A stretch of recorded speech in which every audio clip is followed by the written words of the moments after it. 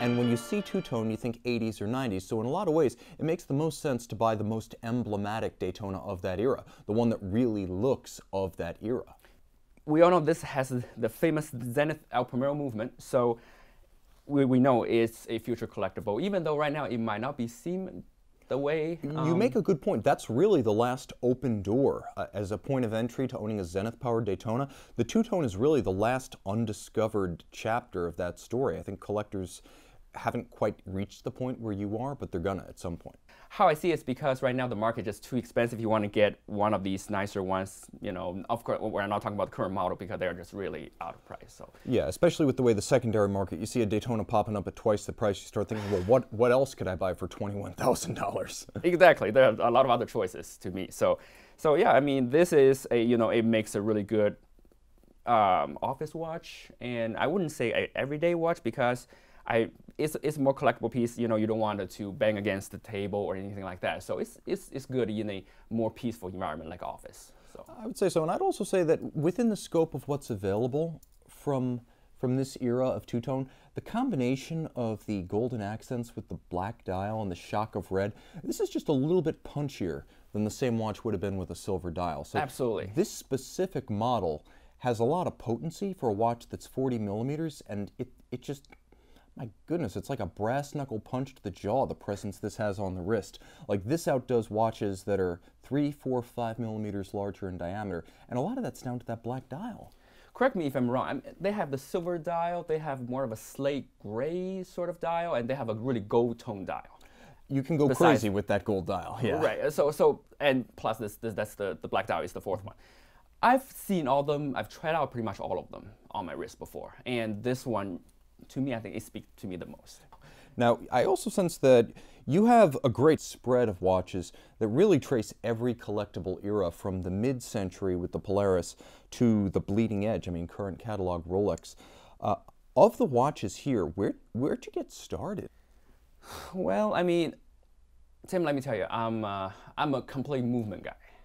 So unless it has either the history behind it or it has a fascinating movement that when you turn the watch case back, well, assuming it's a see-through case back, you're just like your eyes are popping out and you're drooling all over, and I mean those are the ones that I tend to buy. So basically I learned the movement before I learned the history. So let's put it that way. So if you want to mention that, I think I want to mention that this Grand Lange will be the one that got me started with all these, and then the history. And by the way, I've learned all the history from you. So. Oh, well, I appreciate that. You can find me all over the internet.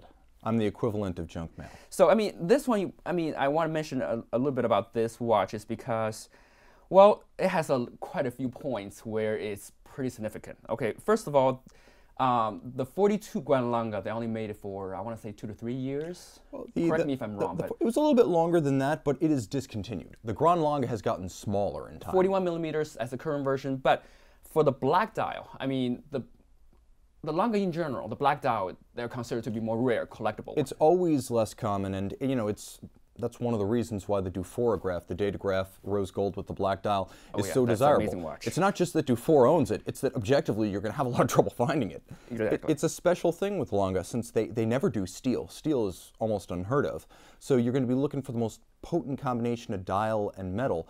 And I mean, rose gold and a black dial, especially with the anthracite accents of that one, I mean, I can see why you were drawn to it. I mean, I've seen quite a few Langes running through me, and even some of them with grand complications, I've seen those as well. But to me, this one speaks a lot about what Lange really is, and its simplicity, its off-center dial, its large, big date. And when you turn the watch over, it's just something, even up until this moment, when I see the movement, it's like, I mean, how can such a thing exist in humanity? I mean, it's just so fascinating. It's like your own personal gallery.